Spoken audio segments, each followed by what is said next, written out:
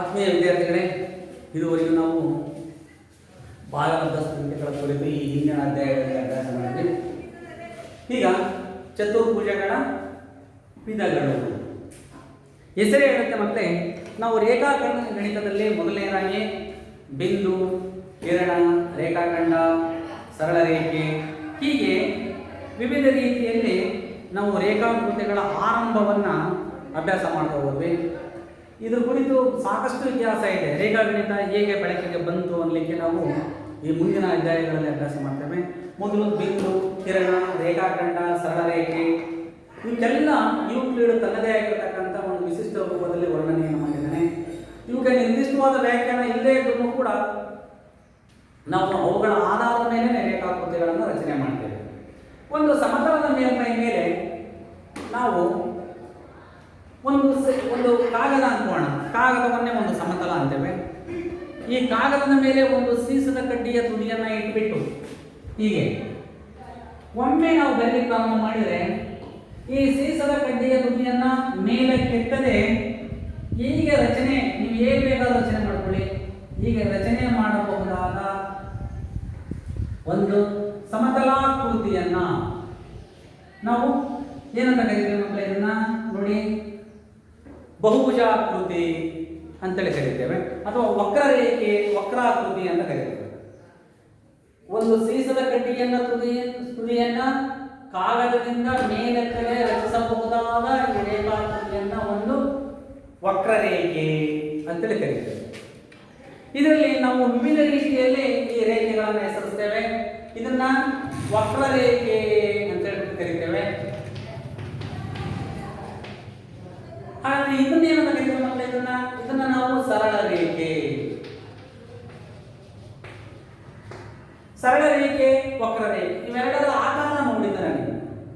ಹಾಗಾದ್ರೆ ಇಲ್ಲಿ ಸರಳ ರೇಖೆಯ ಮೇಲೆ ಯಾವುದಾದ್ರೂ 3ಕ್ಕಿಂತ ಹೆಚ್ಚಾದ ಬಿಂದುಗಳು ಒಂದೇ ನೇರವಾಗಿರಬೇಕು. ಸರಳ ರೇಖೆಯ ಮೇಲೆ ಇಲ್ಲಿಲ್ಲ ನೋಡಿ, ಸರಳ ಇಲ್ಲೊಂದಿದೆ, ಇಲ್ಲೊಂದಿದೆ, ಇಲ್ಲೊಂದಿದೆ. ನಿರ್ದಿಷ್ಟವಾಗಿ ಏಕರೇಖಾಗತವಾಗಿರೋದ್ರಿಂದ ಇದನ್ನು ವಕ್ರರೇಖೆ ಅಂತೇವೆ, ಇದನ್ನ ಸರಳ ರೇಖೆ ಅಂತ ಹೇಳ್ಬಿಟ್ಟು ನಾವು ಕರೀತೇವೆ. ಹಾಗಾದ್ರೆ ಇದರಲ್ಲಿ ಕೆಲವೊಂದು ರೇಖಾಕೃತಿಗಳನ್ನು ಬರೀತೇನೆ. ಆ ಆವೃತ ರೇಖಾಕೃತಿಗಳನ್ನ ನಾವು ಈಗ ಏನ್ ಮಾಡ್ಬೇಕಪ್ಪ ಅಂತ ಹೇಳಿದ್ರೆ ಹೆಸರಿಸಲಿಕ್ಕೆ ಪ್ರಯತ್ನ ಮಾಡೋಣ. ಇಲ್ಲಿ ಕೆಲವೊಂದು ಇದೆ ನೋಡಿ. ಇದು ಒಂದು ರೇಖಾಕೃತಿ ಇದೆ. ಇದರಲ್ಲಿ ಹೆಸರಿಸಿದ್ದಾರೆ ನೋಡಿ ಮಕ್ಕಳೇ.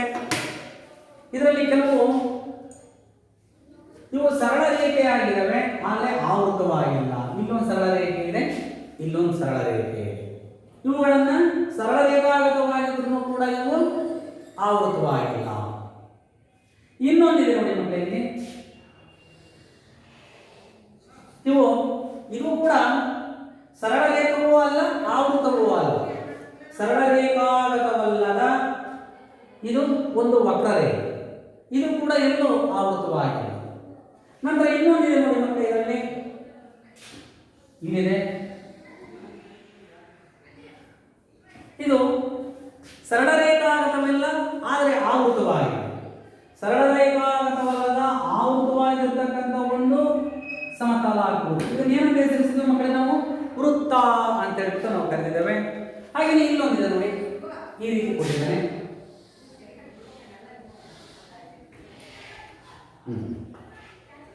ಇದರಲ್ಲಿ ಸಾಕಷ್ಟು ಸರಳ ರೇಖೆಗಳಿದ್ದಾವೆ, ಅವು ಆವೃತ ಕೂಡ ಆಗಿದ್ದಾವೆ ನೋಡಿ. ಇಲ್ಲಿಂದ ಹೀಗೆ ಇದೊಂದು ತ್ರಿಭುಜ ಅನ್ಬೋದು, ಇದೊಂದು ತ್ರಿಭುಜ ಅನ್ಬೋದು. ಹೀಗೆ ಸರಳ ರೇಖೆಗಳು ಮತ್ತೆ ವಕ್ರರೇಖೆಗಳನ್ನ ನಾವು ಯಾವ ರೀತಿಯಾಗಿ ಇಲ್ಲಿ ಹೆಸರಿಸಿದ್ದೇವೆ ಅನ್ನೋದು ಗೊತ್ತಾಗಿದೆ. ಆವೃತ ಅಂತ ಹೇಳಿದ್ರೆ ಅದು ಒಂದು ಬಹುಭುಜವಾಗಿರುತ್ತೆ, ಆವೃತವಲ್ಲ ಅಂತ ಹೇಳಿದ್ರೆ ಅದು ಒಂದು ಬಹುಭುಜಾಕೃತಿ ಆಗಿರಲಿಕ್ಕೆ ಸಾಧ್ಯತೆ ಇಲ್ಲ.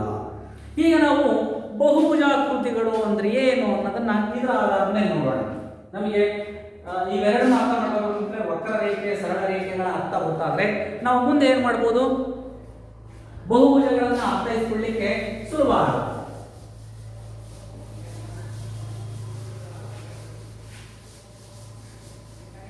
ನಾವು ರೇಖಾಖಂಡಗಳನ್ನ ಗಮನಿಸಿದ್ದೇವೆ ಮಕ್ಕಳೇ.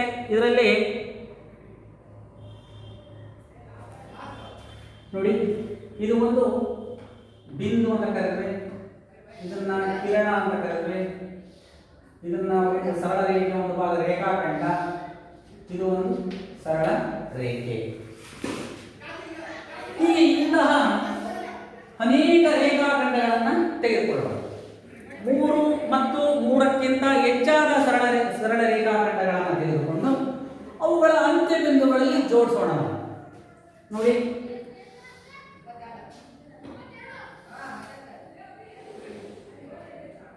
ಇಲ್ಲಿ 3 ರೇಖಾಖಂಡಗಳಿವೆ. ಆ ರೇಖಾಖಂಡಗಳಲ್ಲಿ ಇರಬೇಕು, ಒಂದೇ ಸಮತಲದಲ್ಲಿ ಇರಬೇಕು. ಹೀಗೆ 3 ಅಥವಾ 3ಕ್ಕಿಂತ ಹೆಚ್ಚಾದ ಸರಳ ರೇಖಾಖಂಡಗಳು ತಮ್ಮ ಅಂತ್ಯ ಬಿಂದುಗಳಲ್ಲಿ ಮಾತ್ರ ಈ ರೀತಿ ಸೇರಿದಾಗ ಉಂಟಾಗುವ ಈ ಒಂದು ಸಮತಲಾಕೃತಿಯನ್ನ ಬಹುಭುಜ ಅಂತ ಹೇಳಿ ಕರೀತಾರೆ. ಬಹುಭುಜ ಅಂದ್ರೆ ಅನೇಕ ರೇಖಾಖಂಡಗಳನ್ನು ಸೇರಿಸೋದ್ರ ಮೂಲಕ ಬರುವ ಒಂದು ಆವೃತವಾದ ಸಮತಲ. ಆವೃತ ಅಂದ್ರೆ ನೋಡಿ ಎಲ್ಲ ಅಂತ್ಯ ಬಿಂದುಗಳನ್ನು ಒಳಗೊಂಡಿದೆ. ಆದ್ದರಿಂದ ಇದನ್ನು ನಾವು ಒಂದು ಬಹುಭುಜ ಅಂತೇಳಿ ಕರೀತೇವೆ. ಬಹುಭುಜ ಅಂದ್ರೆ 3 ಅಥವಾ 3ಕ್ಕಿಂತ ಹೆಚ್ಚಾದ ರೇಖಾಖಂಡಗಳು ತಮ್ಮ ಅಂತ್ಯ ಬಿಂದುಗಳಲ್ಲಿ ಮಾತ್ರ ಛೇದಿಸಿದಾಗ ಉಂಟಾಗುವ ಒಂದು ಆವೃತವಾದ ಸಮತಲಾಕೃತಿಯನ್ನ ಬಹುಭುಜ ಅಂತೇಳಿ ಕರೀತೇವೆ. ಬಹುಭುಜ ರಚನೆ ಕನಿಷ್ಠ ನಮಗೆ ಎಷ್ಟು ರೇಖಾಖಂಡಗಳು ಬೇಕು ಅಂದ್ರೆ 3 ರೇಖಾಖಂಡಗಳು ಬೇಕು. ಕನಿಷ್ಠ 3 ರೇಖಾಖಂಡಗಳಿದ್ರೆ ಮಾತ್ರ ನಾವು ಒಂದು ಬಹುಭುಜವನ್ನ ರಚನೆ ಮಾಡಬಹುದು. ಹಾಗಾದ್ರೆ 2 ರೇಖಾಖಂಡಗಳಿದ್ರೆ ಯೋಚಿಸಿ ನೀವೇನೆ. ನೋಡಿ, ಒಂದು ರೇಖಾಖಂಡ,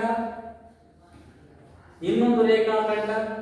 ನೋಡಿ, 2 ರೇಖಾಖಂಡಗಳಿದ್ರೆ ಇವು ಆವೃತವಾಗಿಲ್ಲ. ಎಲ್ಲ ರೇಖಾಖಂಡಗಳು ತಮ್ಮ ಅಂತ್ಯ ಬಿಂದುಗಳಲ್ಲಿ ಛೇದಿಸಬೇಕು ಅಥವಾ ಸಂಧಿಸಬೇಕು. ನೋಡಿ, ಈ 2 ರೇಖಾಖಂಡಗಳು ಒಂದು ಸಾಮಾನ್ಯ ಬಿಂದುವಿನಲ್ಲಿ ಛೇದಿಸಿದ್ದೇವೆ, ಇನ್ನೆಲ್ಲ ಹಾಗೆ. ಆದ್ದರಿಂದ ಇದು ಒಂದು ಬಹುಭುಜ ಆಗಿರಲಿಕ್ಕೆ ಸಾಧ್ಯತೆ ಇಲ್ಲ. ಇದನ್ನ ಒಂದು ಕೋನ ಅಂತೇಳಿ ನಾವು ಕರೀತೀವಿ. ಹಾಗಾದ್ರೆ ಇಲ್ಲಿ ನಾವು 3 ಅಥವಾ 3ಕ್ಕಿಂತ ಹೆಚ್ಚು ರೇಖಾಖಂಡಗಳು ತಮ್ಮ ಅಂತ್ಯ ಬಿಂದುಗಳಲ್ಲಿ ಛೇದಿಸಿದಾಗ ಉಂಟಾಗುವ ಸಮತಲಾಕೃತಿಗಳನ್ನು ನಾವು ಹೇಗೆ ಹೆಸರಿಸ್ತೇವೆ, ಅವುಗಳನ್ನು ಹೇಗೆ ವರ್ಗೀಕರಣ ಮಾಡ್ತೇವೆ ಅನ್ನೋದನ್ನ ನೆನಪಲ್ಲಿಟ್ಕೊಳ್ಳಿ. ಬಹುಭುಜಗಳ ವರ್ಗೀಕರಣ. ಬಹುಭುಜಗಳ ವರ್ಗೀಕರಣ.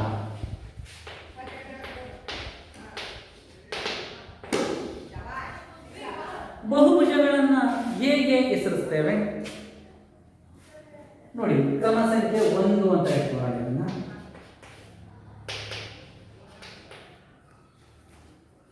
ಆನಂತರ ಎರಡನೇದು ಶೃಂಗಗಳು ಮತ್ತೆ ಬಾಹುಗಳು. ಶೃಂಗಗಳ ಸಂಖ್ಯೆ ರೇಖಾಖಂಡಗಳು ಅಥವಾ ರೇಖಾಖಂಡಗಳನ್ನ ಬಾಹುಗಳ ಸಂಖ್ಯೆ ಅಥವಾ ಬಾಹುಗಳ ಸಂಖ್ಯೆಯನ್ನು ಇಲ್ಲಿ ಬರುತ್ತೆ. ಆ ರೇಖಾಚಿತ್ರ ಅಥವಾ ಬಹುಭುಜ ಅದರ ಹೆಸರು ಏನಂತ ಒಂದೆರಡು ತೋರಿಸಿದ್ರೆ ಅದರ ಆಧಾರದ ಮೇಲೆ ಮಕ್ಕಳೇ ನೀವೇ ಬರೀಬಹುದು.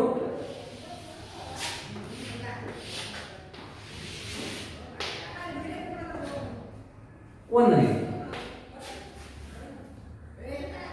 3 ಶೃಂಗಗಳು ಅಥವಾ 3 ರೇಖಾಖಂಡಗಳು ಇದ್ರೆ ಏನಂತ ಕರೀತೇವೆ ನೋಡೋಣ. ಅದನ್ನ ಏನಂತ ಕರಿತೀವಪ್ಪ ಅಂದ್ರೆ ನಾವು ಬಾಹುಗಳ ಸಂಖ್ಯೆ ಅಲ್ಲ ಮಕ್ಕಳು, ಇದರಲ್ಲಿ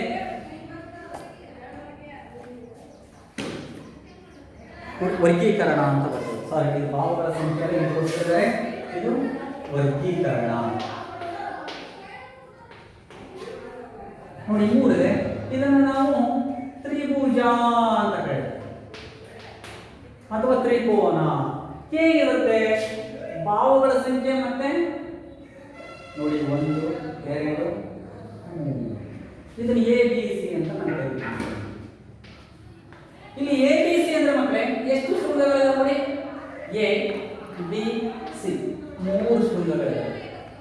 ರೇಖಾಖಂಡಗಳು ಎಷ್ಟಿದ್ದಾವೆ? AB BC ನಂತರ CA. ಎಷ್ಟು ರೇಖಾಖಂಡಗಳಿವೆ? ಇದರಲ್ಲಿ 3 ರೇಖಾಖಂಡಗಳಿವೆ. ಅಂದ್ರೆ ಯಾವುದೇ ಒಂದು ಬಹುಭುಜದಲ್ಲಿ ಆ ಬಹುಭುಜದ ಶೃಂಗಗಳ ಸಂಖ್ಯೆ ಆ ಬಹುಭುಜದಲ್ಲಿರುವ ರೇಖಾಖಂಡಗಳ ಸಂಖ್ಯೆಗೆ ಸಮ. ಆದ್ರಿಂದ ಇದನ್ನು ತ್ರಿಭುಜ ಅಂತ, ತ್ರಿ ಅಂದ್ರೆ 3, ತ್ರಿ ಅಂದ್ರೆ ಎಷ್ಟು? 3, ತ್ರಿಭುಜ ಆಯಿತು. ಇನ್ನು ಎರಡನೇ ತಗೊಳ್ಳಿ, 4 ಇದ್ರೆ ಚತುರ್ಭುಜ. 4 ಏನು ಕರೀತೀವಿ ಮಕ್ಕಳೇ ನಾವು? ಚತುರ್ಭುಜ. ನೀವು ಹೇಗಾದ್ರೂ ಬರೀರಿ ಚತುರ್ಭುಜ.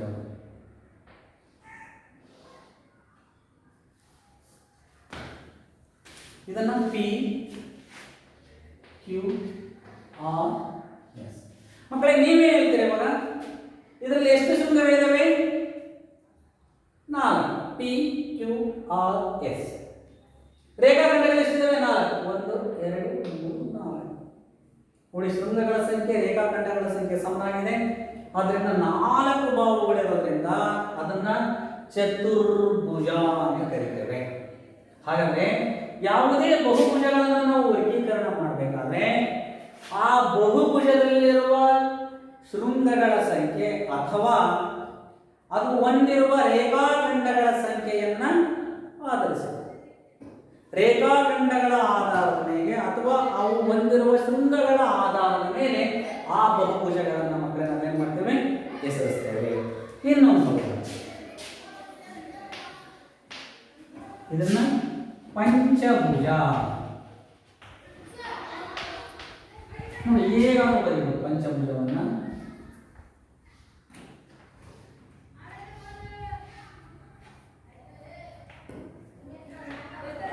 L M N O P. 5 1 2 3 4 5 ಬಾಹುಗಳಿವೆ, 5 ಶೃಂಗಗಳು. ಆಕಸ್ಮಿಕವಾಗಿ ಇನ್ನೂ ಮಕ್ಕಳೇ ನಾವು ಇದೇ ರೀತಿ ಮಾಡ್ತಾ ಹೋದ್ರೆ ನೋಡಿ, ಪಂಚ ಅಂದ್ರೆ 5, ತ್ರಿ ಅಂದ್ರೆ 3, ಚತುರ್ಭುಜ ಅಂದ್ರೆ 4, ಪಂಚ ಅಂದ್ರೆ 5, ಷಡ್ಭುಜ ಅಂದ್ರೆ 6, ಸಪ್ತ 7, ಹಸ್ತ 8, ನವ 9, ದಶ 10. ಹಾಗಾದ್ರೆ ಆ ಒಂದು ಬಹುಭುಜಾಕೃತಿ ಏನಾದರೂ n ಬಹುಭುಜಗಳನ್ನ ಹೊಂದಿದ್ರೆ ಅದನ್ನ n ಬಹುಭುಜಾಕೃತಿ ಅಂತ ಕರೀತೇವೆ. ಹಾಗಾದ್ರೆ ಇದರಲ್ಲಿ n ಗೆ ಯಾವ ಬೆಲೆಯನ್ನು ಕೊಡ್ತೀವೋ ಅಷ್ಟು ಬಾಹುಗಳನ್ನ ಹೊಂದಿರುತ್ತೆ. ಆ ಬಾಹುಗಳ ಆಧಾರದ ಮೇಲೆ ನಾವೇನ್ ಮಾಡ್ತೀವಿ ಮಕ್ಕಳೇ? ಆ ಬಹುಭುಜವನ್ನ ಹೆಸರಿಸ್ತೇವೆ. ಹಾಗಾದ್ರೆ ಒಂದು ಚಟುವಟಿಕೆ ನಿಮಗೆ ನಾನು ಇಲ್ಲಿ 3 ರೇಖಾಕೃತಿಗಳನ್ನು ಬರೆದು ವರ್ಗೀಕರಣ ಮಾಡಿದ್ದೇನೆ. ನೀವು ಮುಂದೆ 6 ಬಾಹುಗಳಿಂದ ಹಿಡಿದು 10 ಬಾಹುಗಳ ತನಕ ಅವುಗಳ ಶೃಂಗಗಳು ಬಾಹುಗಳ ಸಂಖ್ಯೆಗಳ ಆಧಾರದ ಮೇಲೆ ಅವುಗಳನ್ನು ನೀವು ಪ್ರತಿಯೊಂದನ್ನು ಏನು ಮಾಡಬೇಕು ಅಂದರೆ ಹೆಸರಿಸಿಕೊಂಡು ಬರಬೇಕು. ಇದು ಒಂದು ಚಟುವಟಿಕೆ ಅನ್ಕೊಡಿ. ಮುಂದೆ ನಿಮಗೆ ಉನ್ನತ ವ್ಯಾಸಂಗಕ್ಕೂ ಕೂಡ ಬಾಹುಗಳ ಸಂಖ್ಯೆಯ ಆಧಾರದ ಮೇಲೆ ನಾವು ಬಹುಭುಜಗಳನ್ನು ಹೆಸರಿಸುತ್ತೇವೆ ಅನ್ನೋದನ್ನು ನೀವು ನೆನಪಾಗಿಟ್ಟುಕೊಳ್ಳಿ. ಅರ್ಥವಾಗಿದೆ ಅನ್ಕೊಂಡಿದ್ದೀನಿ ಮಕ್ಕಳೇ. ಮುಂದೆ ಹೋಗೋಣ ಇವಾಗ. ಓಕೆ,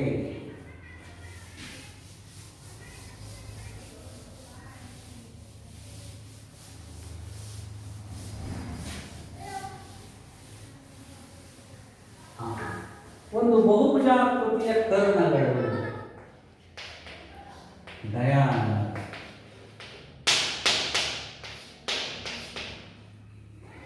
ಮಕ್ಕಳೇ ಒಂದು ರೇಖಾಕೃತಿಯನ್ನು ಬರೀತೇನೆ, ಸ್ವಲ್ಪ ಗಮನಿಸಿ ನೀವು.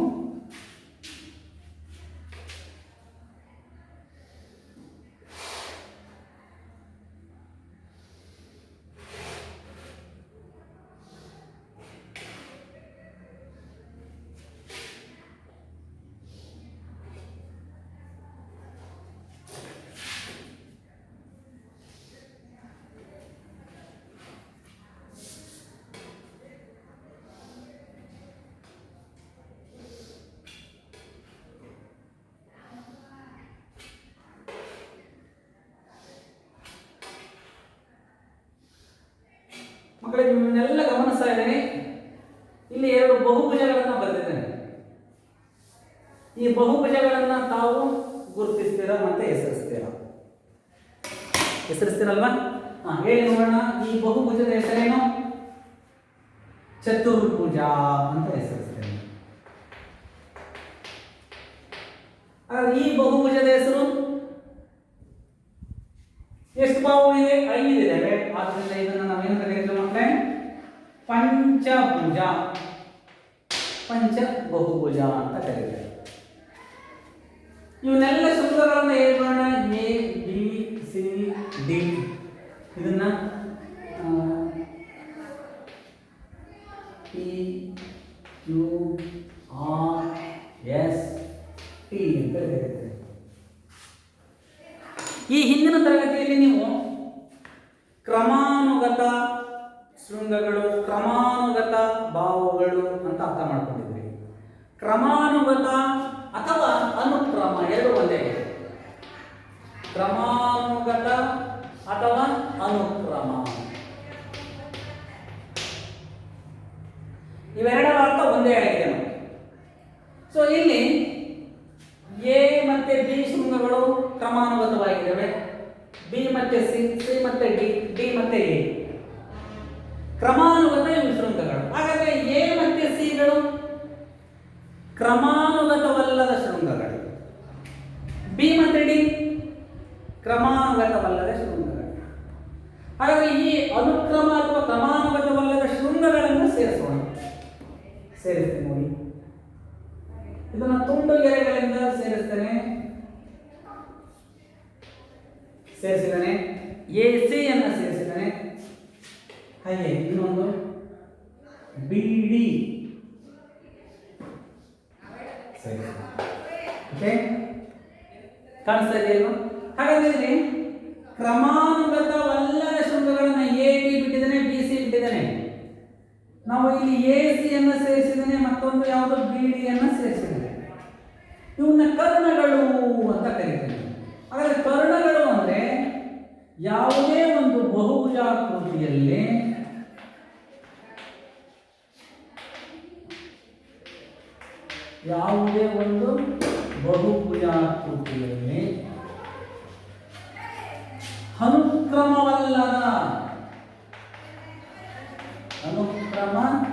ಅನುಕ್ರಮವಲ್ಲದ ಶೃಂಗಗಳನ್ನ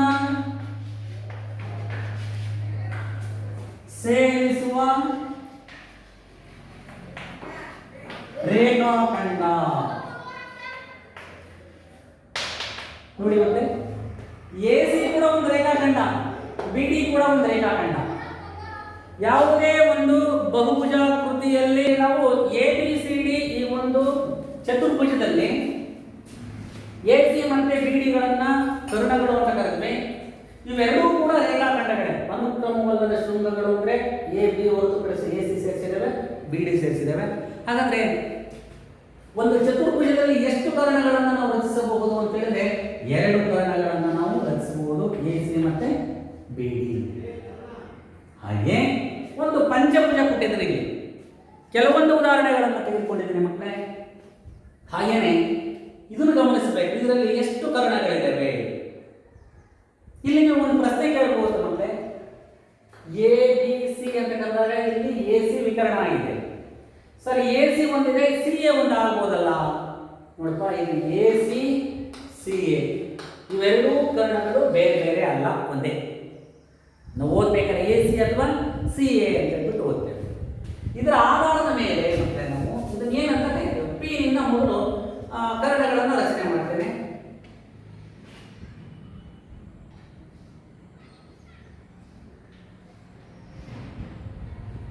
ಪಿ ನಿಂದ ಮತ್ತೆ ಹೇಳ್ಬೋದು ಟಿ ರಚನೆ ಮಾಡಲಿಕ್ಕೆ ಸಾಧ್ಯನಾ? ಅನುಕ್ರಮ ಶೃಂಗಗಳಾಯಿತು. ಮತ್ತೆ ಎಸ್ ಬಿಟ್ಟರೆ ಮತ್ತೆ ಹೇಳ್ಬೋದು ಆರ್.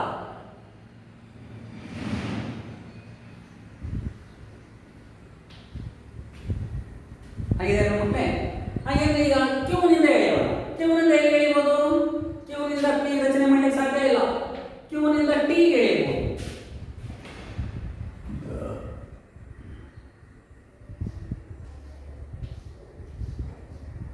ಹಾಗೆ ಕ್ಯೂ ನಿಂದ ಟಿ ಆಯಿತು, ಎಸ್ ಎಳೆಯಬಹುದು. ನೆಕ್ಸ್ಟ್, ಹಾಗಾದ್ರೆ ಕ್ಯೂ ನಿಂದ ಆರ್ ರಚನೆ ಮಾಡಲಿಕ್ಕೆ ಸಾಧ್ಯವೇ? ಸಾಧ್ಯ ಇಲ್ಲ. ಯಾಕೆಂತ ಹೇಳಿದ್ರೆ ಇವೆರಡು ಅನುಕ್ರಮ ಶೃಂಗಗಳು. ಕ್ಯೂ ಪಿ ಆಯ್ತು, ಕ್ಯೂ ಆಯ್ತು, ಆರ್ ನಿಂದ ಹೇಳೋಣ. ಆರ್ ನಿಂದ ಆಲ್ರೆಡಿ ಪಿ ಹೇಳಿಬಿಟ್ಟಿದೆ. ಹಾಗಾದ್ರೆ ಆರ್ ನಿಂದ ಮತ್ತೆ ಎಳಿಬಹುದು, ಟಿ ಎಳಿಬಹುದು. ನೋಡಿ,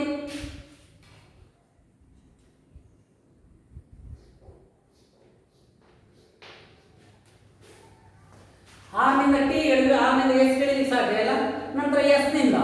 ಎಸ್ ನಿಂದ already S Q S T ಆಗಿದೆ, ಟಿ ನಿಂದ ಕೂಡ ಆಗಿಬಿಟ್ಟಿದೆ.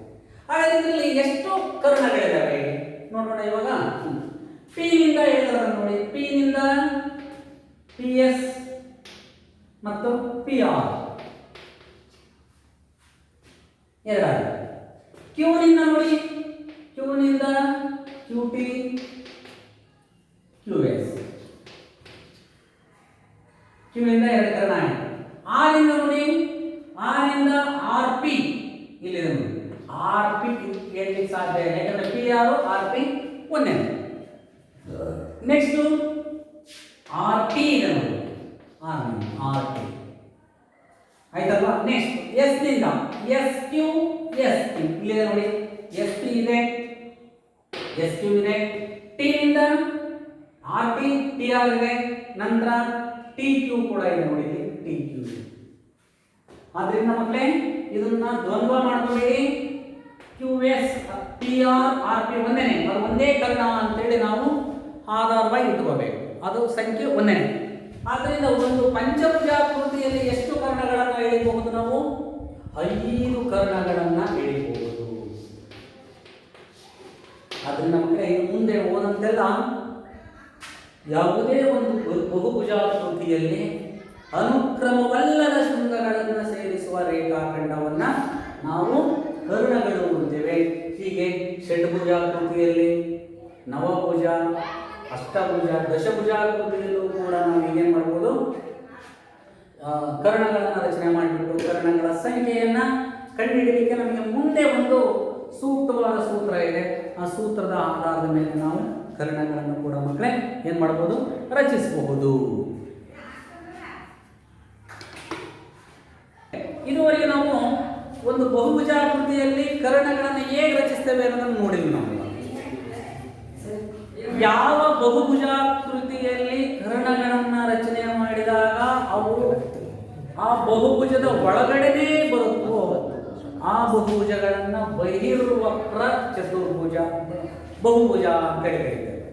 ಇನ್ನೊಮ್ಮೆ ಮಕ್ಕಳೇ, ಯಾವ ಒಂದು ಬಹುಭುಜಾಕೃತಿಯಲ್ಲಿ ಕರ್ಣಗಳು ಬಹುಭುಜದ ಒಳಗಡೆ ಬರ್ತವೋ ರಚನೆ ಮಾಡಿದಾಗ ಅಂತಹ ಬಹುಭುಜಗಳನ್ನು ಬಹಿರ್ವಕ್ರ ಬಹುಭುಜ ಅಂತೇಳಿ ನಾವು ಕರಿತೇವೆ. ಅದನ್ನು ಒಂದು ರಚನೆ ಮಾಡ್ತೀವಿ ನೋಡಿ. ಇಲ್ಲಿ ಯಾವಾದರೂ ಒಂದು ಬಹುಭುಜ ತಗೊಳ್ಳಿ ಮಕ್ಕಳೇ ನೀವು.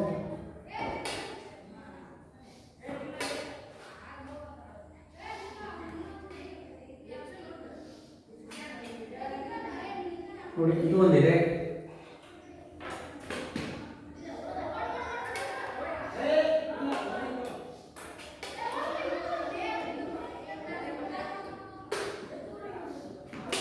ನಿಖರವಾದ ಆಕಾರ ಇಲ್ಲ ಮಕ್ಕಳೇ ಇರುತ್ತೆ. ಹಾಗೆ ಒಂದು ಅಂದಾಜಾಗಿ ತಿಳ್ಕೊಂಡ್ಬಿಡಿ. ಅಥವಾ ಇನ್ನೊಂದು ಆಯತ ಬರೀತೀನಿ ಮಕ್ಕಳೇ. ಹಾಗೇನೆ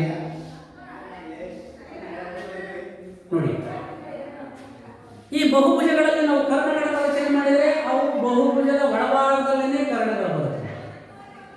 ಕಾಣಿಸ್ತಾ ಇದೆ ಮಕ್ಕಳೇ ನೋಡಿ.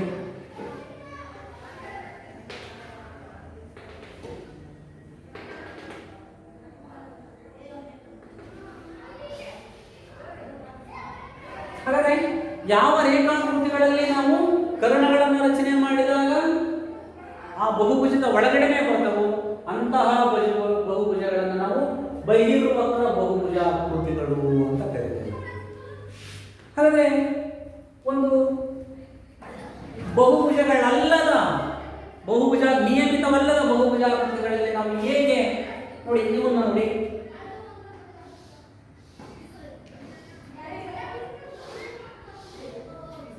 ನೋಡಿ ಇದರಲ್ಲಿ ಹೇಳಿದ್ದೇವೆ ಕರ್ಣ ಹೊರಗೆ ಬಂದಿದೆ. ನಂತರ ಇನ್ನೂ ಸಾಕಷ್ಟು ಉದಾಹರಣೆಗಳಿವೆ ಮಕ್ಕಳೇ ಅಂತವು. ನೋಡಿ, ಇದರಲ್ಲಿ ಇನ್ನೊಂದಿದೆ,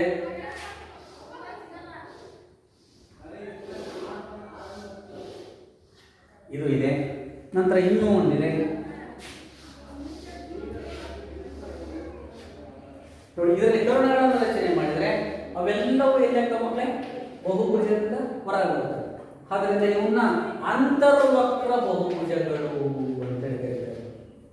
ಅಂತರ್ವಕ್ರ ಬಹುಭುಜ. ಇದು ಇನ್ನೂ ಒಂದು ಅರ್ಥದಲ್ಲಿ ಅದರ ಹೆಸರಿನಿಂದ ಕೂಡ ಕಂಡು ಹಿಡ್ಕೋಬಹುದು. ಅಂತರ್ ಅಂದ್ರೆ ಒಳಭಾಗದಲ್ಲಿ, ಒಳಭಾಗದಲ್ಲಿನೇ ಇವೇನಾಗಿದ್ದಾವೆ ಅಂತರ್ಗತವಾಗಿರೋದ್ರಿಂದ ಇವುಗಳನ್ನ ಅಂತರ್ವಕ್ರ ಬಹುಭುಜಗಳು ಅಂತೇವೆ. ಇವುಗಳಲ್ಲಿ ಕರ್ಣಗಳನ್ನೇನಾದರೂ ನಾವು ರಚನೆ ಮಾಡಿದ್ರೆ ಏನಾಗುತ್ತವೆ, ಅವೆಲ್ಲವೂ ಕೂಡ ಆ ಬಹುಭುಜದ ಒಳಭಾಗದಲ್ಲಿ ಬರುತ್ತವೆ. ಇಂತಹ ಬಹುಭುಜಗಳನ್ನು ನಾವು ಅಂತರ್ವಕ್ರ ಬಹುಭುಜಾಕೃತಿಗಳು ಅಂತ ಹೇಳ್ಬಿಟ್ಟು ಕರೀತೇವೆ. ಈಗ ಇದರಲ್ಲಿ ಬರೋಣ ಮಕ್ಕಳೇ, ಇದರಲ್ಲಿ ಇನ್ನೊಂದು ಅಂಶ ನಾವು ತಿಳ್ಕೋಬೇಕು. ಯಾವುದೇ ಒಂದು ಬಹುಭುಜ ರೂಪದಲ್ಲಿದ್ದಾಗ ಇದರ ಒಳಭಾಗವನ್ನು ಈ ರೀತಿ ನಾನು ಯಾವುದೋ ಒಂದು ವರ್ಣದಿಂದ ಲೇಪನ ಮಾಡ್ತೇನೆ. ಅಷ್ಟೇ ಕಾಣಿಸ್ತಾ ಇದೆ ನಮಗೆ. ಇದು ಹೊರಭಾಗ ಏನಾಗಿದೆ, ಹಸಿರು ಬಣ್ಣದಿಂದ ಕೂಡಿದೆ. ಈ ಆಯತದ ಒಳಭಾಗದಲ್ಲಿರ್ತಕ್ಕಂಥ ಈ ಭಾಗವನ್ನ ಒಳವಲಯ ಅಂತ ಕರೀತೀವಿ. ಅಂದ್ರೆ ಆ ಬಹುಭುಜದ ಬಾಹುಗಳಿಂದ ಆವೃತವಾಗಿರುವ ಈ ಪ್ರದೇಶವನ್ನು ನಾವು ಒಳವಲಯ ಅಂತೇಳಿ ಕರೀತೇವೆ. ಇನ್ನು ಬಹುಭುಜಗಳನ್ನ ಹೊರತುಪಡಿಸಿ ಹೊರಭಾಗದಲ್ಲಿರ್ತಕ್ಕಂಥ ಈ ಭಾಗ ಇದೆಯಲ್ಲ, ಇದು ಹೊರಭಾಗದಲ್ಲಿ ಪೂರ್ತಿ ಸಂಪೂರ್ಣವಾಗಿ ಈ 4 ಬಾಹುಗಳಿಂದ ಹೊರಭಾಗದಲ್ಲಿರ್ತಕ್ಕಂಥ ಈ ವಲಯವನ್ನು ನಾವು ಹೊರವಲಯ. ಇದನ್ನು ನಮ್ಮ ಜಮೀನುಗಳಿಗೆ ಸೀಮಿತವಾಗಿ ನಾವು ಹೇಳ್ಬೋದು. ನಮ್ಮ ಜಮೀನಿನ ವಿಸ್ತೀರ್ಣ ಅಂತ ಹೇಳಿದ್ರೆ ಆ ಜಮೀನಿನ ಸೀಮೆಗಳು ಅಥವಾ ಅವು ಏನು ಅಂತಿಮವಾದ ಆ ಸರಹದ್ದುಗಳ ಒಳಭಾಗದಲ್ಲಿರ್ತಕ್ಕಂಥ ಪ್ರದೇಶವನ್ನು ಒಳವಲಯ ಅಂತ ಹೇಳ್ಬಿಟ್ಟು ಮಕ್ಕಳೇ ನಾವು ಹೆಸರಿಸ್ತೇವೆ. ಈಗ ಇದುವರೆಗೆ ನಮಗೆ ಬಹಿರ್ವಕ್ರ ಬಹುಭುಜ, ಅಂತರ್ವಕ್ರ ಬಹುಭುಜ, ಹೊರವಲಯ ಮತ್ತು ಒಳವಲಯ ಇವುಗಳ ಕುರಿತು ನಾವು ತಿಳ್ಕೊಂಡಿದ್ದೇವೆ. ಈಗ ಮುಂದೆ ನಾವು ಈ ಬಹುಭುಜಗಳಲ್ಲಿ ವಿಧಗಳಿದಾವೆ. ಬಹುಭುಜಗಳಲ್ಲಿನೂ ವಿಧಗಳು, ಆ ವಿಧಗಳು ಯಾವ್ಯಾವು ಅನ್ನೋದನ್ನು ಸ್ವಲ್ಪ ಈಗ ತಿಳಿಲಿಕ್ಕೆ ನಾವು ಪ್ರಯತ್ನ ಮಾಡೋಣ.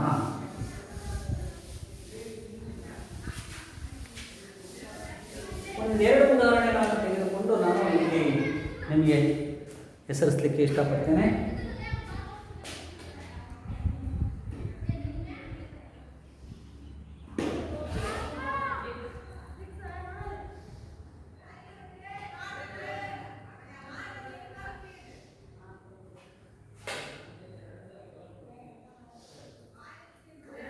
ಮಕ್ಕಳೇ, ಇದನ್ನ ಹೆಸರಿಸ್ತೀರಿ ಅಂತ ಅನ್ಕೊಂಡಿದ್ದೆ ನಾನು.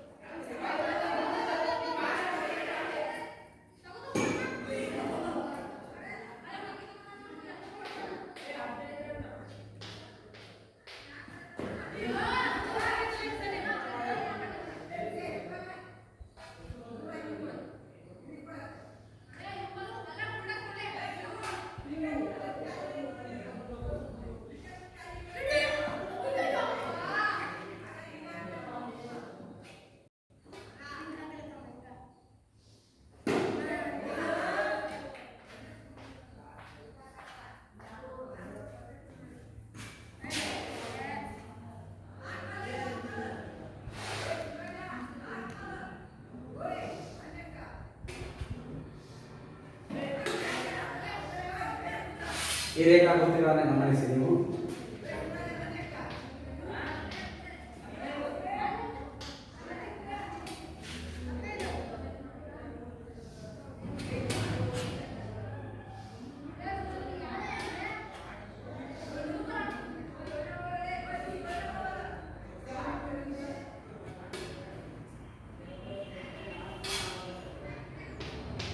ಇವಕ್ಕೆ ನಿಖರವಾದ ಆಕಾರವನ್ನು ಕೊಟ್ಟಿಲ್ಲ ಮಕ್ಕಳೇ. ಸ್ವಲ್ಪ ಹಾಗೆಯೇ ತಾವೆಲ್ಲರೂ ಕೂಡ ಗಮನಿಸಿದರೆ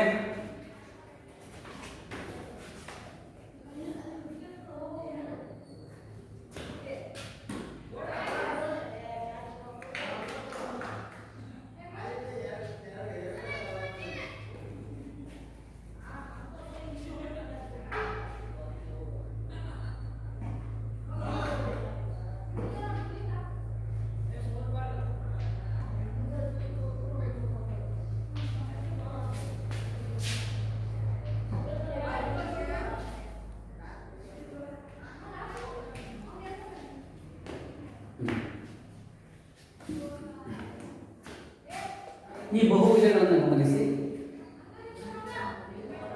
ಇದರಲ್ಲಿ ಒಂದು ಬಹುಭುಜಗಳಿಗಿಂತ ಮೊದಲು ಬಹುಭುಜಗಳ ಮೇಲೆ ಗುರುತನ ಮಾಡಿದ್ದಾರೆ.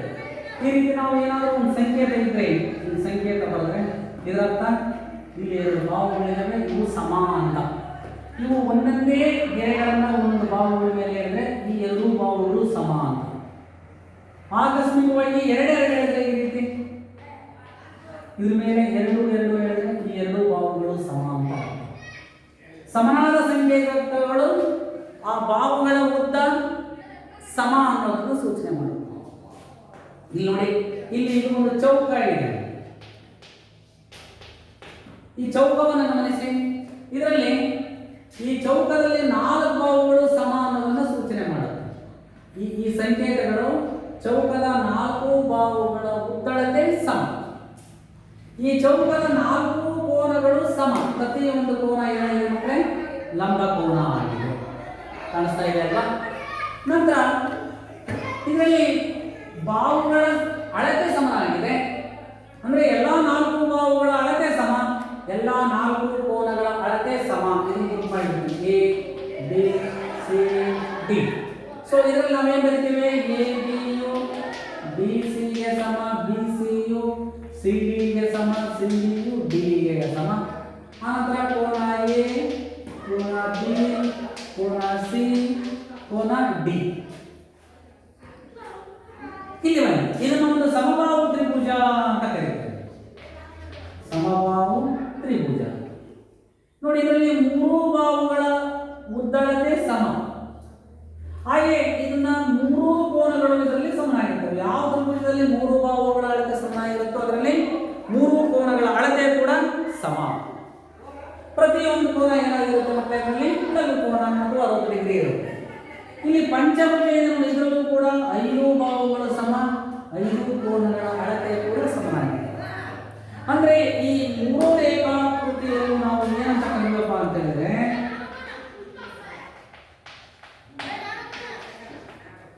ಯಾವುದೇ ಒಂದು ಬಹುಭುಜದಲ್ಲಿ ಆ ಬಹುಭುಜದಲ್ಲಿರುವ ಎಲ್ಲಾ ಬಾಹುಗಳು ಮತ್ತು ಎಲ್ಲಾ ಕೋನಗಳು ಸಮನಾಗಿದ್ರೆ ಅಂತಹ ಬಹುಭುಜಗಳನ್ನು ನಾವು ನಿಯಮಿತ ಬಹುಭುಜಾಕೃತಿಗಳು, ನಿಯಮಿತ ಬಹುಭುಜಾಕೃತಿಗಳು.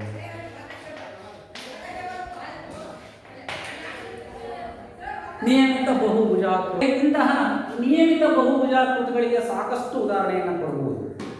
ಹಾಗಾದರೆ ನಿಯಮಿತ ಬಹುಭುಜಾಕೃತಿಗಳು ಯಾವುವು ಅಂದರೆ, ಯಾವುದೇ ಒಂದು ಚೌಕ, ಯಾವುದೇ ಒಂದು ಸಮಬಾಹು ತ್ರಿಭುಜ, ನಿಯಮಿತ ಪಂಚಭುಜ, ನಿಯಮಿತ ಷಡ್ಭುಜ, ನಿಯಮಿತ ಅಷ್ಟಭುಜ, ಇವೆಲ್ಲದರಲ್ಲೂ ಕೂಡ ಎಲ್ಲ ಕೋನಗಳು ಮತ್ತು ಎಲ್ಲ ಬಾಹುಗಳು ಸಮ. ಅಂದರೆ ಒಂದು ಬಹುಭುಜದಲ್ಲಿ ಆ ಬಹುಭುಜ ನಿಯಮಿತವಾಗಿದೆ ಅಂತ ಹೇಳಬೇಕಾದ್ರೆ ಅದರಲ್ಲಿ ಎಲ್ಲ ಬಾಹುಗಳ ಉದ್ದಳತೆಗಳು ಸಮ ಇರಬೇಕು, ಕೋನಗಳ ಅಳತೆ ಕೂಡ ಸಮನಾಗಿರಬೇಕು. ಹಾಗಿದ್ರೆ ಮಾತ್ರ ಆ ಬಹುಭುಜಗಳನ್ನು ನಾವು ನಿಯಮಿತ ಬಹುಭುಜಾಕೃತಿಗಳು ಅಂತ ಕರೀತೇವೆ. ಹಾಗಾದ್ರೆ ಇಲ್ಲೊಂದಿದೆ ನೋಡಿ, ಈ ಆಯತದಲ್ಲಿ ಎಲ್ಲ 4 ಕೋನಗಳು ಸಮನಾಗಿದ್ದಾವೆ, ಆದರೆ ಬಾಹುಗಳ ಅಳತೆ ಸಮನಾಗಿಲ್ಲ. ಇಲ್ಲಿ ಒಂದಿದೆ, ಈ ಚತುರ್ಭುಜದಲ್ಲಿ 4 ಬಾಹುಗಳ ಉದ್ದಳತೆ ಸಮನಾಗಿದೆ, ಆದರೆ ಕೋನಗಳು ಸಮನಾಗಿಲ್ಲ. ಆದ್ದರಿಂದ ಇಂಥ ಬಹುಭುಜಾಕೃತಿಗಳನ್ನ ನಾವು ನಿಯಮಿತ ಬಹುಭುಜ ಅಂತ ಕರೀಲಿಕ್ಕೆ ಮಕ್ಕಳೇ ಸಾಧ್ಯತೆ ಇಲ್ಲ. ಇವು ನಿಯಮಿತ ಬಹುಭುಜಗಳಲ್ಲ.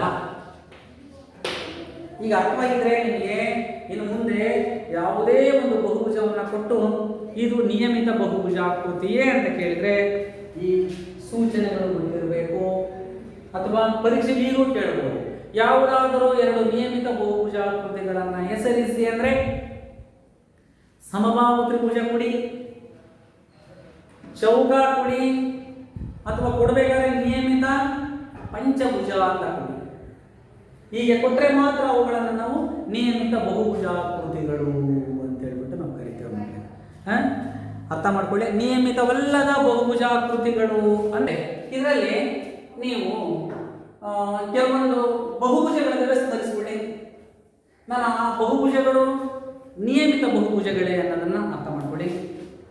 ಆಯತ, ಚೌಕ, ವಜ್ರಾಕೃತಿ, ಸಮಾಂತರ ಚತುರ್ಭುಜ, ಹೀಗೆ ಬೇರೆ ಬೇರೆ ಚತುರ್ಭುಜಾಕೃತಿಗಳನ್ನು ಕೊಟ್ಟರೆ ಅದರಲ್ಲಿ ಯಾವುವು ನಿಯಮಿತ ಬಹುಭುಜಗಳಾಗಿವೆ ಅನ್ನೋದನ್ನು ತಾವು ಸ್ವಲ್ಪ ಗುರುತಿಸಬೇಕು, ಪ್ರಯತ್ನ ಮಾಡಿ ಗುರುತಿಸಬೇಕು. ಕೋನಗಳ ಗುಣ.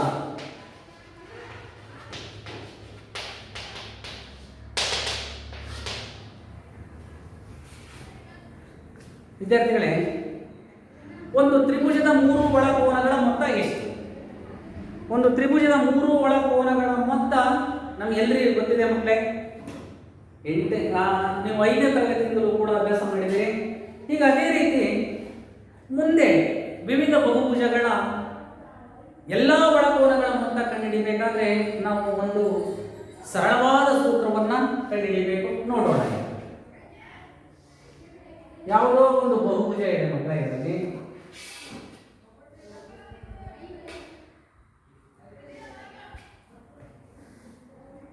A B C D.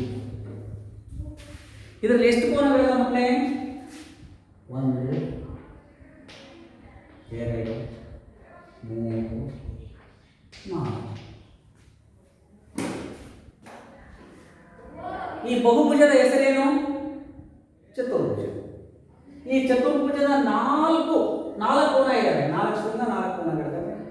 ಹಾಗಾದ್ರೆ ಇದನ್ನ ನಾವು ಬಹಿರ್ವಕ್ರ ಚತುರ್ಭುಜ ಅಂತ ಕರಿತೇವೆ. ಇದರಲ್ಲಿ ಕರ್ಣಗಳನ್ನು ರಚನೆ ಮಾಡಬಹುದು. ಹಾಗಾದ್ರೆ ಈ ಚತುರ್ಭುಜದ 4 ಒಳಕೋನಗಳ ಮೊತ್ತ ಎಷ್ಟು? ಇದನ್ನು ಕಂಡುಹಿಡಿಯಬೇಕಾದ್ರೆ ನಿಖರವಾದ ನಮಗೆ ಯಾವುದೇ ಒಂದು ನಿಯಮ ಇಲ್ಲ. ಅದಕ್ಕೆ ಬದಲಾಗಿ ನಾವೇನು ಮಾಡ್ಬೋದು? ಒಂದು ಚತುರ್ಭುಜವನ್ನ ತ್ರಿಭುಜಗಳಾಗಿ ವಿಂಗಡಣೆ ಮಾಡಬಹುದು. ಹೇಗೆ ಮಾಡೋದು? ಯಾವುದಾದ್ರೂ ಒಂದು ಕರ್ಣವನ್ನು ಹೇಳಿದ್ರೆ ಈ ಚತುರ್ಭುಜ 2 ತ್ರಿಭುಜಗಳಾಗಿ ವಿಭಾಗ ಆಗುತ್ತೆ. ಯಾವುದನ್ನು ಬೇಕಾದರೂ ಹೇಳಿರ್ಬೋದು ನೀವು. ನಾನು ಎ ಸಿ ಅನ್ನು ಸೇರಿಸಿಬಿಡ್ತೀನಿ ನಮಗೆ.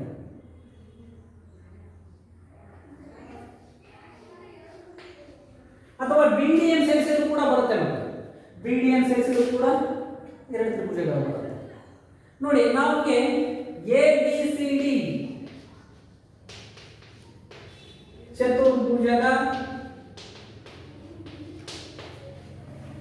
4 ಒಳಕೋನಗಳ ಮೊತ್ತ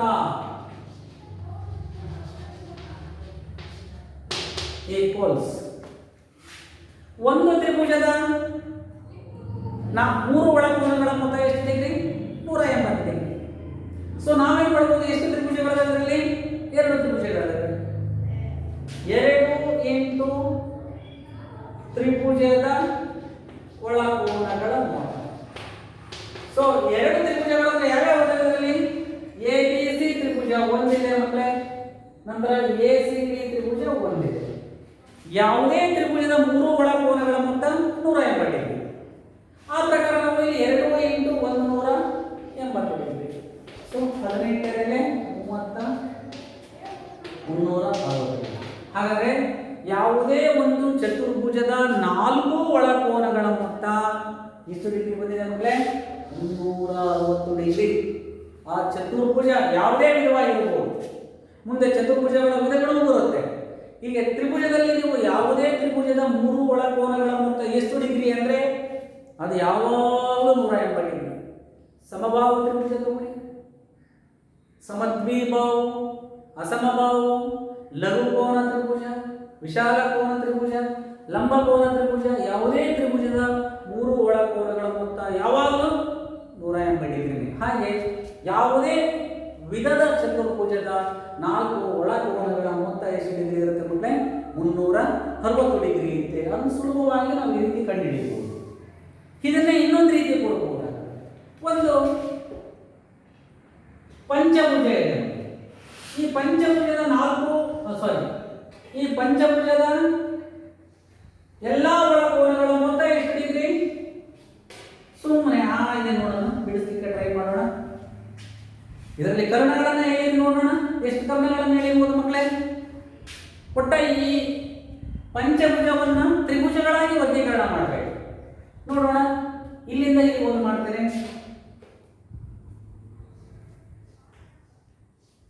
ಒಂದು ತ್ರಿಭುಜ ಆಯಿತು ನೋಡಿ, 1 2 3 4 ಚತುರ್ಭುಜ ಬಂದ್ಬಿಡ್ತು. ಎರಡನೇ ತಗೊಳ್ಳಿ, ಇಲ್ಲಿಂದ ಇಲ್ಲಿಗೆ ಒಂದು ಮಾಡ್ಬೋದಲ್ವಾ ನೋಡಿ, 1 ತ್ರಿಭುಜ 2 ತ್ರಿಭುಜ 3 ತ್ರಿಭುಜ. ಇನ್ನೂ ಇದಕ್ಕಿಂತ ಹೆಚ್ಚು ಮಾಡಲಿಕ್ಕೆ ಸಾಧ್ಯ? ಹಾಗಾದ್ರೆ ಈ ಪಂಚಭುಜಾಕೃತಿಯ ಎಲ್ಲ 5 ಒಳಕೋನಗಳ ಮೊತ್ತ ಎಷ್ಟು ಡಿಗ್ರಿ? 3 ತ್ರಿಭುಜ 8 ತ್ರಿಭುಜದ ಒಳಕೋನಗಳ ಮೊತ್ತ 540. ಹಾಗಾದ್ರೆ ಒಂದು ಪಂಚಭುಜಾಕೃತಿಯ 5 ಒಳಕೋನಗಳ ಮೊತ್ತ ಎಷ್ಟು ಡಿಗ್ರಿ ಅಂತ ಹೇಳಿದ್ರೆ 540 ಡಿಗ್ರಿ ಅಂತೇಳಿ ಸೂತ್ರವಾಗಿ ಹೇಳ್ಬೋದು. ಅಥವಾ ಇದಕ್ಕೆ ಒಂದು ಸೂತ್ರವನ್ನು ಕೂಡ ನಾವು ಕಂಡು ಈ ವರ್ಷ ವಿಶೇಷವಾದ ಕೌಶಲವನ್ನು ವಿದ್ಯಾರ್ಥಿಗಳಲ್ಲಿ ಮೂಡಿಸಬೇಕು ಅಂತೇಳಿ ಅಧ್ಯಾಯ ಆರಂಭ ಮಾಡಿದ್ದಾರೆ. ಇದರಲ್ಲಿ ಅಭ್ಯಾಸದಲ್ಲಿ ಬೇರೆ ಬೇರೆ ವಿಧದ ಸಮಸ್ಯೆಗಳನ್ನು ಕೊಟ್ಟಿದ್ದಾರೆ. ಕೆಲವು ರೇಖಾಕೃತಿಗಳನ್ನು ಕೊಟ್ಟುಬಿಟ್ಟು ಅದರಲ್ಲಿ ಬಹಿರ್ವಕ್ರ ಬಹುಭುಜಗಳ್ಯಾವು, ಅಂತರ್ವಕ್ರ ಬಹುಭುಜಗಳ್ಯಾವು ಅನ್ನೋದನ್ನು ವರ್ಗೀಕರಣ ಮಾಡಲಿಕ್ಕೆ ಹೇಳಿದರೆ ಸುಲಭ ಇದೆ, ತಾವು ಮಾಡ್ತೀರಾ. ಎರಡನೇದು, ಈ ಕೆಳಗಿನ ಬಹುಭುಜಗಳಲ್ಲಿ ಇರುವ ಕರ್ಣಗಳ ಸಂಖ್ಯೆಯನ್ನು ಕಂಡುಹಿಡಿಯಿರಿ ಅಂತ ಕೊಟ್ಟಿದ್ದಾರೆ. ಒಂದು ಚತುರ್ಭುಜ ಕೊಟ್ಟಿದ್ದಾರೆ, ಪಂಚಭುಜ ಕೊಟ್ಟಿದ್ದಾರೆ, ವಿವಿಧ ರೀತಿಯಲ್ಲಿ ಕೊಟ್ಟಿದ್ದಾರೆ. ಅವುಗಳ ಕರ್ಣಗಳನ್ನು ಹೇಳ್ತೀರಾ ಸುಲಭವಾಗಿ ತಾವುಗಳು. ಈಗ ಇನ್ನೊಂದು ಪ್ರಶ್ನೆ, ಹಾಗಾದರೆ ಒಂದು ತ್ರಿಭುಜದಲ್ಲಿ ಎಷ್ಟು ಕರ್ಣಗಳನ್ನು ಎಳೆಯಬಹುದು ಅನ್ನೋದು ಪ್ರಶ್ನೆ. ನೀವೇ ಹೇಳಿ ನೋಡೋಣ. ಇದು ABC ಅಂತಾಗಿದೆ.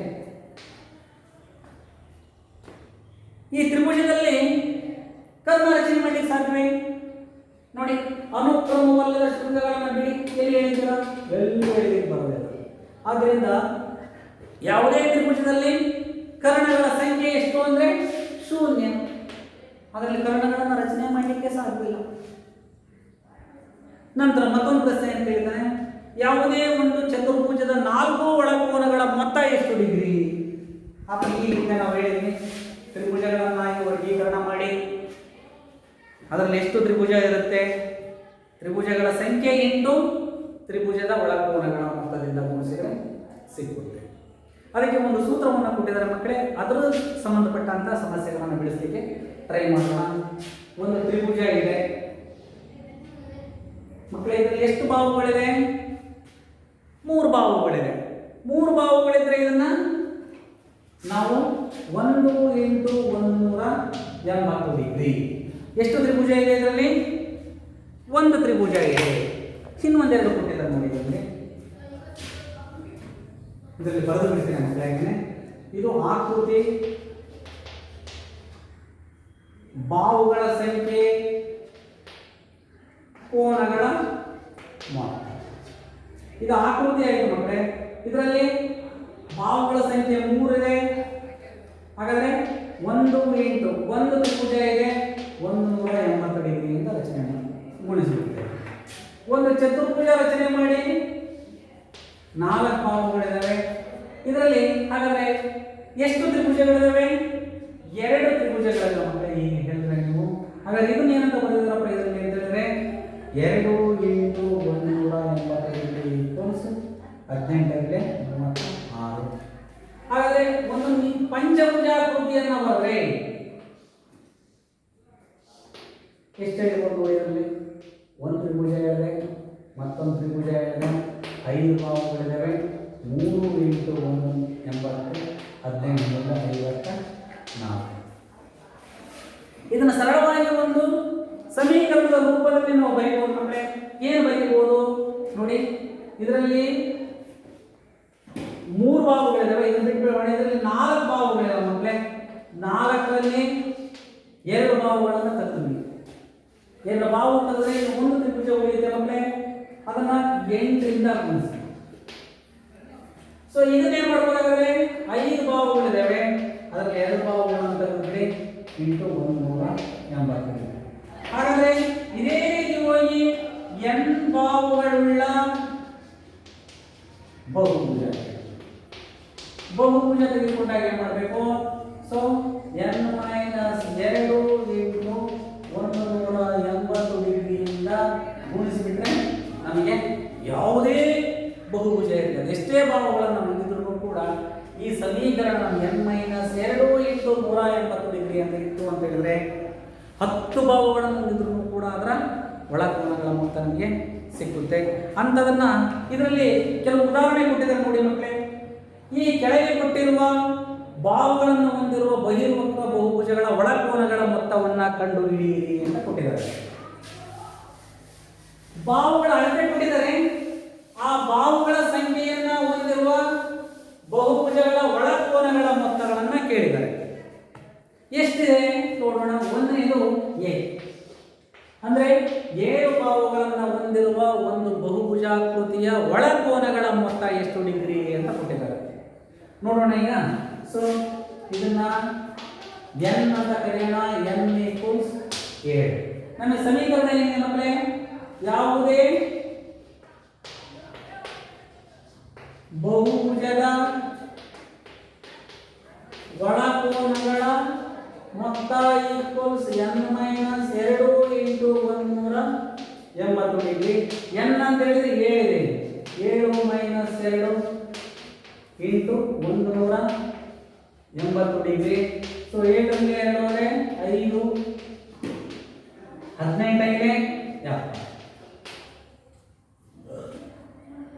18 900 ಡಿಗ್ರಿ.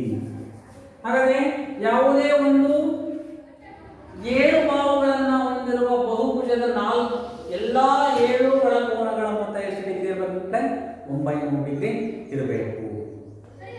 ಅದೇ ರೀತಿ 8 ಬಾಹುಗಳುಳ್ಳ ಬಹುಭುಜ, 9 ಬಾಹುಗಳುಳ್ಳ ಬಹುಭುಜ, n ಬಾಹುಗಳುಳ್ಳ ಬಹುಭುಜ ಅಂತ ಹೇಳಿದ್ರೆ n-2 × 180 ಡಿಗ್ರಿ. ನಂತರ ಅದೇ ರೀತಿ ಇನ್ನೊಂದು ಕೊಟ್ಟಿದ್ದಾರೆ ನೋಡಿ. ಒಂದು ನಿಯಮಿತ ಬಹುಭುಜ ಅಂದ್ರೆ ಏನು? ಈ ಕೆಳಗಿನ ಬಾಹುಗಳನ್ನು ಹೊಂದಿರುವ ನಿಯಮಿತ ಬಹುಭುಜಗಳನ್ನು ಹೆಸರಿಸಿ ಅಂತ ಕೊಟ್ಟಿದ್ದಾರೆ. ಮಕ್ಕಳೇ ಇದನ್ನ ಸ್ವಲ್ಪ ಅರ್ಥ ಮಾಡ್ಕೊಳ್ಳಿ. ಇದನ್ನ 7 ಬಾಹುಗಳನ್ನು ಹೊಂದಿರುವ ಬಹುಭುಜವನ್ನು ಏನಂತ ಹೆಸರಿಸ್ತೇವೆ? ಸಪ್ತಭುಜಾಕೃತಿ ಅಂತ ಕರೀತೇವೆ. 8 ಇದ್ರೆ ಅಷ್ಟಭುಜಾಕೃತಿ ಅಂತ ಕರೀತೇವೆ. ಸೊ ಈಗ